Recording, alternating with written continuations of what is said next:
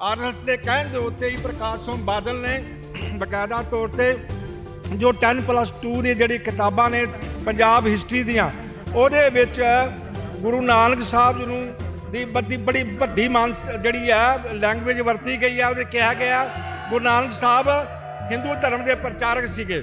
ਇਹ ਸਮੁੱਚਾ ਖਾਲਸਾ ਪੰਥ ਨੂੰ ਦਰਦ ਮਹਿਸੂਸ ਕਰਦਾ। ਬੰਦਾ ਸਿੰਘ ਬਹਾਦਰ ਨੂੰ ਇਹਨਾਂ ਨੇ ਬਦਨਾਮ ਕੀਤਾ, ਲੁਟੇਰਾ ਕਿਹਾ। ਜਿਨ੍ਹਾਂ ਨੇ ਇਹ ਲਿਖਿਆ, ਜਿਨ੍ਹਾਂ ਰਾਈਟਰਾਂ ਨੇ ਲਿਖਿਆ ਉਹਨੂੰ, ਜਿਨ੍ਹਾਂ ਨੇ ਪਬਲਿਸ਼ ਕੀਤਾ, ਜਿਨ੍ਹਾਂ ਦੀ ਸਰਕਾਰ ਵੇਲੇ ਚਾਹੇ ਬਾਦਲ ਹੋਵੇ, ਚਾਹੇ ਕਾਂਗਰਸ ਸਰਕਾਰ ਹੋਵੇ, ਚਾਹੇ ਪ੍ਰਕਾਸ਼ ਸਿੰਘ ਬਾਦਲ ਹੋਵੇ, ਚਾਹੇ ਅਮਰਿੰਦਰ ਸਿੰਘ ਹੋਵੇ, इन्हां दे खिलाफ मुकदमे दर्ज किए जाने चाहिए ने। भारत का बंटवारा ही साजिश से हुआ है, पंजाब का बंटवारा साजिश से हुआ। आज इस देश में जो भी कुछ घट रहा है वो साजिशों के तहत घट रहा है। जब अंग्रेज हिंदुस्तान आए थे उन्होंने हमारे इतिहास से छेड़छाड़ करके हमें यह बताया कि वास्को डिगामा ने भारत को ढूंढा।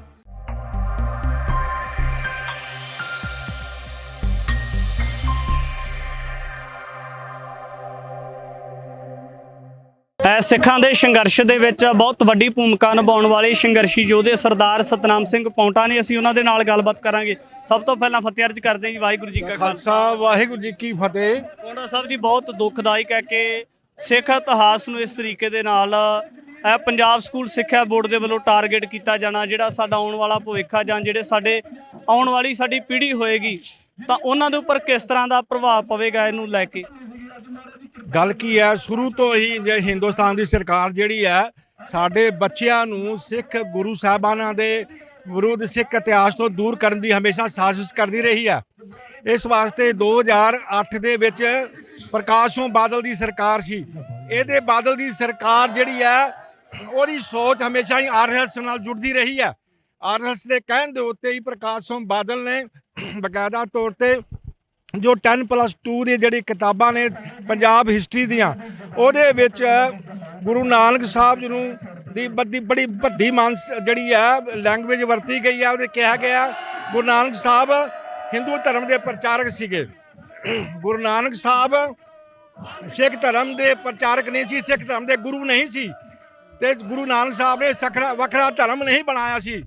ਇਸ ਵਾਸਤੇ ਗੁਰੂ ਤੇਗ ਬਹਾਦਰ ਸਾਹਿਬ ਜੀ ਨੂੰ ਲੁਟੇਰਾ ਕਿਹਾ ਗਿਆ। ਇਹਨਾਂ ਨੂੰ ਗਵਾਲੀਅਰ ਦੇ ਵਿੱਚ ਬੰਦ ਕੀਤਾ ਗਿਆ। ਇਹਨਾਂ ਨੂੰ ਮਤਲਬ ਕਿਸੇ ਤਰ੍ਹਾਂ ਇਹਨਾਂ ਨੂੰ ਕੈਦ ਕਰਕੇ ਬਾਅਦ ਵਿੱਚ ਇਹਨਾਂ ਨੂੰ ਕਤਲ ਕਰਕੇ ਬਾਗੀ ਦੇ ਤੌਰ ਦੇ ਉੱਤੇ ਗਵਾਲੀਅਰ ਦੇ ਕਿਲ੍ਹੇ ਦੇ ਵਿੱਚ 4 ਪੀਸ ਕਰਕੇ ਇਹਨੂੰ ਟੰਗਿਆ ਗਿਆ। ਪੌਂਟਾ ਸਾਹਿਬ ਜੀ, ਗੱਲ ਕਿਤਾਬਾਂ ਨੇ ਜਿਹੜੀਆਂ ਸਰਮੌਰ ਸੰਸਥਾ ਕਹਿ ਸਕਦੇ ਹਾਂ, ਸ਼੍ਰੋਮਣੀ ਗੁਰਦੁਆਰਾ ਪ੍ਰਬੰਧਕ ਕਮੇਟੀ, ਉਹਦੇ ਵੱਲੋਂ ਪਬਲੀਕੇਸ਼ਨ ਹੁੰਦੀਆਂ ਤਾਂ ਉਹ ਮੰਨਿਆ ਜਾਵੇ ਕਿ ਫਿਰ ਬਾਦਲਾਂ ਦੇ ਇਸ਼ਾਰੇ ਤੇ ਹੁੰਦੀਆਂ? ਇਹ ਜਿਹੜੀਆਂ ਨੇ ਸ਼੍ਰੋਮਣੀ ਗੁਰਦੁਆਰਾ ਪ੍ਰਬੰਧਕ ਕਮੇਟੀ ਜਿਹੜੀ ਆ ਬਾਦਲਾਂ ਦੇ ਕਿਉਂ ਬਾਦਲਾਂ ਦੀ ਹੀ ਸ਼੍ਰੋਮਣੀ ਗੁਰਦੁਆਰਾ ਪ੍ਰਬੰਧਕ ਕਮੇਟੀ ਆ। ਇਹ ਮਤਲਬ ਕਿ ਬਾਦਲਾਂ ਦੇ ਕਹੇ ਦੇ ਬਾਦਲਾਂ ਨੂੰ ਆਰਐਸਐਸ ਵਾਲੇ ਕਹਿੰਦੇ ਆ। ਇਸ ਵਾਸਤੇ ਜਿਹੜਾ ਪਹਿਲੇ ਸਿੱਖ ਇਤਿਹਾਸ ਦੀ ਕਿਤਾਬ ਸੀਗੀ ਇਹ ਵੀ ਪਹਿਲਾਂ ਨੇ ਪਬਲਿਸ਼ ਕੀਤੀ ਸੀ ਸ਼੍ਰੋਮਣੀ ਗੁਰਦੁਆਰਾ ਪ੍ਰਬੰਧਕ ਕਮੇਟੀ ਨੇ। ਸਾਡਾ ਅੱਜ ਦਾ ਜਿਹੜਾ ਮੋਰਚਾ ਜੋ ਪ੍ਰੋਟੈਸਟ ਮਾਰਚ ਹੈ ਇਹ ਸਮੁੱਚਾ ਖਾਲਸਾ ਪੰਥ ਨੂੰ ਦਰਦ ਮਹਿਸੂਸ ਕਰਦਾ। ਬੰਦਾ ਸਿੰਘ ਬਹਾਦਰ ਨੂੰ ਇਹਨਾਂ ਨੇ ਬਦਨਾਮ ਕੀਤਾ, ਲੁਟੇਰਾ ਕਿਹਾ, ਜਿਸ ਨੇ ਮਤਲਬ ਕਿ ਸਰਹੰਦ ਦੇ ਵਿੱਚ ਇੱਟ ਨਾਲ ਇੱਟ ਖੜਕਾ ਕੇ ਛੋਟੇ ਸਾਹਿਬਜ਼ਾਦਿਆਂ ਦਾ ਬਦਲਾ ਲਿਆ, ਵਜੀਦ ਖਾਨ ਨੂੰ ਮਾਰਿਆ, ਖਾਲਸਾ ਰਾਜ ਦੀ ਸਥਾਪਨਾ ਕੀਤੀ ਹੈ। ਇਹ ਬੰਦਾ ਸਿੰਘ ਬਹਾਦਰ ਉਹ ਜਰਨੈਲ ਹੈ, ਬੰਦਾ ਸਿੰਘ ਬਹਾਦਰ ਉਹ ਸ਼ਹੀਦ ਹੈ। ਇਹਦੇ ਵਿੱਚ ਕੋਈ ਸ਼ਹੀਦ ਨਹੀਂ ਹੋ ਸਕਦਾ, ਇਹਦੇ ਜਾਂ ਕੋਈ ਜਰਨੈਲ ਨਹੀਂ ਹੋ ਸਕਦਾ ਜਿਹਨੇ ਇੱਟ ਨਾਲ ਇੱਟ ਖੜਕਾਈ ਹੈ। ਸਰਹੰਦ ਦੀ ਇੱਟ ਨੇ ਖੜਕਾ ਕੇ ਵਜੀਦ ਖਾਨ ਨੇ ਤਾਂ ਕਤਲ ਕਰਕੇ ਛੋਟੇ ਸਾਹਿਬਜ਼ਾਦਿਆਂ ਨੂੰ ਬਦਲਾ ਲਿਆ। ਬੰਦਾ ਸਿੰਘ ਬਹਾਦਰ ਨੂੰ ਇਸ ਕਿਤਾਬ ਦੇ ਵਿੱਚ ਸਾਡੇ ਆਉਣ ਵਾਲੀ ਜਿਹੜੀ ਬੱਚੇ ਨੇ ਸਾਡੀ ਜਨਰੇਸ਼ਨ ਹੈ ਜਦੋਂ ਪੜ੍ਹੇਗੀ ਉਹ ਮਤਲਬ ਕਿ ਬਕਾਇਦਾ ਤੌਰ ਤੇ ਸਿੱਖ ਇਤਿਹਾਸ ਗੁਰੂ ਇਤਿਹਾਸ ਨੂੰ ਬਦਨਾਮ ਕਰਨ ਸਾਜਿਆ। ਅਸੀਂ ਅੱਜ ਦਾ ਪ੍ਰੋਟੈਸਟ ਮਾਰਚ ਮੰਗ ਕਰਦਾ ਜਿਨ੍ਹਾਂ ਨੇ ਇਹ ਲਿਖਿਆ, ਜਿਨ੍ਹਾਂ ਰਾਈਟਰਾਂ ਨੇ ਲਿਖਿਆ ਉਹਨੂੰ, ਜਿਨ੍ਹਾਂ ਨੇ ਪਬਲਿਸ਼ ਕੀਤਾ, ਜਿਨ੍ਹਾਂ ਦੀ ਸਰਕਾਰ ਵੇਲੇ ਚਾਹੇ ਬਾਦਲ ਹੋਵੇ, ਚਾਹੇ ਕਾਂਗਰਸ ਸਰਕਾਰ ਹੋਵੇ, ਚਾਹੇ ਪ੍ਰਕਾਸ਼ ਸਿੰਘ ਬਾਦਲ ਹੋਵੇ, ਚਾਹੇ ਅਮਰਿੰਦਰ ਸਿੰਘ ਹੋਵੇ, ਇਹਨਾਂ ਦੇ ਖਿਲਾਫ ਮੁਕੱਦਮੇ ਦਰਜ ਕੀਤੇ ਜਾਣੇ ਚਾਹੀਦੇ ਨੇ। ਤਾਂ ਹੀ ਇਹ ਜਿਹੜਾ ਸਾਡਾ ਪ੍ਰੋਟੈਸਟ ਮਾਰਚ ਖਤਮ ਹੋਵੇਗਾ। ਅੱਜ ਦਾ ਅਸੀਂ ਇੱਕ ਖਾਲਸਾਈ ਜਜ਼ਬਾ ਭਰਪੂਰ ਇਹਦੇ ਪੰਥਕ ਜਥੇਬੰਦੀਆਂ, ਕਿਸਾਨ ਜਥੇਬੰਦੀਆਂ, ਸਿੱਖ ਨੌਜਵਾਨ ਆਪਣੇ ਜਜ਼ਬਾ ਦਾ ਪ੍ਰਗਟਾਵਾ ਕਰ ਰਹੇ ਨੇ।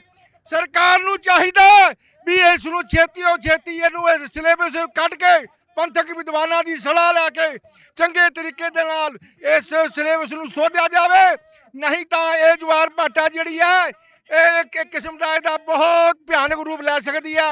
ਸਰਕਾਰ ਨੂੰ ਅਸੀਂ ਖਬਰਦਾਰ ਕਰਦੇ ਹਾਂ, ਪੰਜਾਬ ਸਰਕਾਰ ਨੂੰ ਵੀ, ਕੇਂਦਰ ਸਰਕਾਰ ਨੂੰ ਵੀ।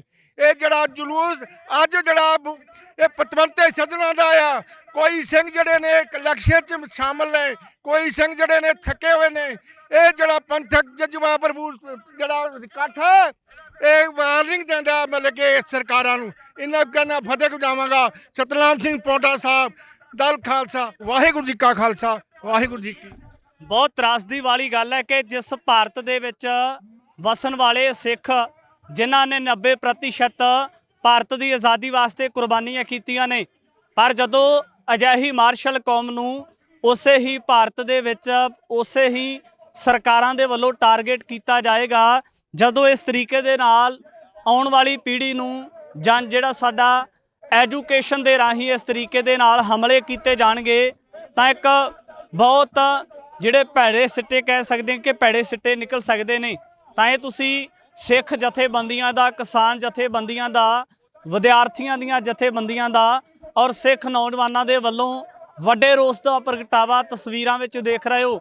ਮੋਹਾਲੀ ਦੀਆਂ ਤਸਵੀਰਾਂ ਨੇ, ਪਰ ਇਹ ਤੁਸੀਂ ਲਾਈਵ ਤਸਵੀਰਾਂ ਦੇ ਵਿੱਚ ਦੇਖ ਰਹੇ ਹੋ ਕਿ ਕਿਸ ਤਰੀਕੇ ਦੇ ਨਾਲ ਨੌਜਵਾਨਾਂ ਦੇ ਵੱਲੋਂ, ਸਿੱਖ ਨੁਮਾਇੰਦਿਆਂ ਦੇ ਵੱਲੋਂ, ਕਿਸਾਨ ਨੁਮਾਇੰਦਿਆਂ ਦੇ ਵੱਲੋਂ ਆਪਣੇ ਰੋਸ ਦਾ ਪ੍ਰਗਟਾਵਾ ਕੀਤਾ ਜਾ ਰਿਹਾ ਹੈ। ਬਹੁਤ ਇਹ ਕੋਈ ਛੋਟੀ ਗੱਲ ਨਹੀਂ ਕਹਿ ਸਕਦੇ, ਬੜੀ ਗਿਣੀ ਮਿੱਥੀ ਸਾਜ਼ਿਸ਼ ਦੇ ਤਹਿਤ ਇਸ ਤਰੀਕੇ ਦੇ ਨਾਲ ਬਾਰ-ਬਾਰ ਸਿੱਖ ਕੌਮ ਦੇ ਉੱਪਰ ਹਮਲੇ ਕਰਨ ਦਾ ਯਤਨ ਕੀਤਾ ਜਾਂਦਾ ਹੈ। ਤਾਂ ਸਾਡੇ ਨਾਲ ਇੱਕ ਇੱਥੋਂ ਨੌਜਵਾਨ ਵੀ, ਉਹਨਾਂ ਦੇ ਨਾਲ ਵੀ ਗੱਲਬਾਤ ਕਰਾਂਗੇ। ਬਾਈ ਕੀ ਨਾਮ ਹੈ ਤੁਹਾਡਾ? किसानी संघर्ष से बड़ा योगदान पाया है। मैं छिंदवाड़ा मध्य प्रदेश से बैरिस्टर गुलाबचंद चौधरी स्वतंत्रता संग्राम सेनानी जी के परिवार से हूँ। मैं यहाँ पर सिरसा जी के आह्वान पर आया हुआ हूँ। जिस तरह से सिख समाज के इतिहास के साथ तमाम सरकारों ने, तमाम जिम्मेदार लोगों ने अपनी गैर जिम्मेदाराना हरकत के साथ खिलवाड़ किया है और इस इतिहास को तोड़ मरोड़ कर इस सिख समाज की जो एक न्यायपुरी और एक कहना चाहिए कि जो हमेशा अन्याय के खिलाफ लड़ने वाली कौम है, उसके छवि को खराब करने की कोशिश की है। जिस तरह से बच्चों को इस इतिहास के बारे में गलत जानकारी देते हुए इस इतिहास के साथ छेड़छाड़ की जाने की कोशिश की गई है, यह एक सबसे बड़ा अपराध हुआ है। और जो कौमें अपने इतिहास को संरक्षित नहीं रख सकती, उनका वजूद मिट जाता है। ਇਹ ਕੀ ਲੱਗਦਾ ਹੈ ਕਿ ਜੇ ਸਾਜ਼ਿਸ਼ ਦੀ ਗੱਲ ਕਰੀਏ, ਜਿਹੜੀਆਂ ਪੰਜਾਬ ਦੀਆਂ 5-5 ਸਾਲ ਜਿਹੜੀਆਂ ਸਰਕਾਰਾਂ ਬਦਲ ਕੇ ਆਉਂਦੀਆਂ ਰਹੀਆਂ, ਉਹਨਾਂ ਦੀ ਸਾਜ਼ਿਸ਼ ਲੱਗਦਾ ਹੈ, ਜਾਂ ਫਿਰ ਇਹ ਕਿਸੇ ਹੋਰ ਜਿਹੜੀ ਕੋਈ ਪੰਥ ਵਿਰੋਧੀ ਜਾਂ ਪੰਜਾਬ ਵਿਰੋਧੀ ਤਾਕਤ ਉਹਨਾਂ ਦੀ ਸਾਜ਼ਿਸ਼ ਹੋ ਸਕਦੀ ਹੈ? देखिए, इस भारत का बंटवारा ही साजिश से हुआ है। पंजाब का बंटवारा साजिश से हुआ। आज इस देश में जो भी कुछ घट रहा है वो साजिशों के तहत घट रहा है। पहले जब अंग्रेज हिंदुस्तान आए थे, उन्होंने हमारे इतिहास से छेड़छाड़ करके हमें ये बताया कि वास्को डी गामा ने भारत को ढूंढा। क्या भारत उसके पहले नहीं था? ऐसे ही इन्होंने साजिश कर अभी हमारे जो इतिहास के शहीद हैं, हमारे गुरु हैं, जो हमारे लिए पूजनीय हैं, उन्हें बदनाम करने की, उनके इतिहास को गड़बड़ा कर हमारे नौजवानों को नई षड्यंत्र फंसाने की कोशिश की है। और ये हिंदू माइनॉरिटी, हिंदू और सिखों के बीच में एक खाई बनाने की कोशिश की जा रही है।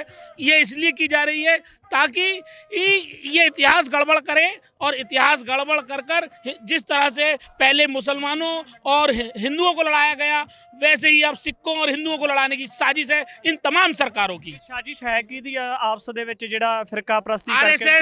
RSS, Bharatiya Janata party. और जब ये इतिहास लिखा जा रहा था, जो बोर्ड में शामिल किया गया सरकारी बोर्ड में, तो उस समय कांग्रेस भी शासन में थी। तो इसमें किसी एक दल या एक तंजीम को उसका जवाबदार कहना गलत है, पर इसमें सभी ये जवाबदार दल जो उस समय सत्ता में हैं, वो लोग सब जवाबदार हैं। ਵੱਖ-ਵੱਖ ਸ਼ਖਸੀਅਤਾਂ ਦੇ ਨਾਲ ਗੱਲਬਾਤ ਕੀਤੀ, ਉਹਨਾਂ ਨੇ ਦੱਸਿਆ ਕਿ ਬਾਰ-ਬਾਰ ਜਿਹੜੀਆਂ 5-5 ਸਾਲ ਬਾਅਦ ਸਰਕਾਰਾਂ ਬਦਲ ਕੇ ਆਉਂਦੀਆਂ ਰਹੀਆਂ ਨੇ, ਉਹਨਾਂ ਦੇ ਵੱਲੋਂ ਸਿੱਖ ਇਤਿਹਾਸ ਦੇ ਉੱਪਰ ਗਿਣੀ ਮਿੱਥੀ ਸਾਜ਼ਿਸ਼ ਦੇ ਤਹਿਤ ਕਿਸੇ ਨਾ ਕਿਸੇ ਜਿਹੜੀ ਪੰਥ ਵਿਰੋਧੀ ਜਾਂ ਪੰਜਾਬ ਵਿਰੋਧੀ ਤਾਕਤ ਹੈ, ਉਹਨਾਂ ਦੇ ਵੱਲੋਂ ਇੱਕ ਪਲਾਨ ਬਣਾ ਕੇ ਜਿਹੜਾ ਹੈ ਹਮਲਾ ਕੀਤਾ ਜਾ ਰਿਹਾ ਇਤਿਹਾਸ ਦੇ ਉੱਪਰ। ਤਾਂ ਬਹੁਤ ਤਰਾਸਦੀ ਵਾਲੀ ਗੱਲ ਹੈ ਪੰਜਾਬ ਦੇ ਲੋਕਾਂ ਵਾਸਤੇ ਜਾਂ ਭਾਰਤ ਦੇ ਪੂਰੇ ਸਿੱਖਾਂ ਵਾਸਤੇ। ਆਉਣ ਵਾਲੇ ਸਮੇਂ ਦੇ ਵਿੱਚ ਜੇ ਸਰਕਾਰਾਂ ਦੇ ਵੱਲੋਂ ਆਪਣੀ ਬਣਦੀ ਹੋਈ ਜ਼ਿੰਮੇਵਾਰੀ ਨੂੰ ਨਾ ਅਦਾ ਕੀਤਾ ਗਿਆ, ਤਾਂ ਜਿਹੜੇ ਨਾਨਕ ਨਾਮ ਲੇਵਾ ਸਿੱਖ ਸੰਗਤਾਂ ਨੇ ਉਹਨਾਂ ਦਾ ਰੋਸ ਇਸੇ ਤਰ੍ਹਾਂ ਜਾਰੀ ਰਹਿ ਸਕਦਾ ਹੈ। ਆਉਣ ਵਾਲੇ ਸਮੇਂ ਦੇ ਵਿੱਚ ਵੀ ਇਸ ਤਰ੍ਹਾਂ ਦੇ तमाम ਪੱਖ ਲੈ ਕੇ ਤੁਹਾਡੇ ਦਰਮਿਆਨ ਹਾਜ਼ਰ ਹੋਵਾਂਗਾ। ਕੈਮਰਾਮੈਨ ਗੁਰਮੁਖ ਸਿੰਘ ਦੇ ਨਾਲ ਰਜਿੰਦਰ ਸਿੰਘ ਸਬਰਾਟ, TV 84। ਧੰਨਵਾਦ। ਵਾਹਿਗੁਰੂ ਜੀ ਕਾ ਖਾਲਸਾ, ਵਾਹਿਗੁਰੂ ਜੀ ਕੀ ਫਤਿਹ।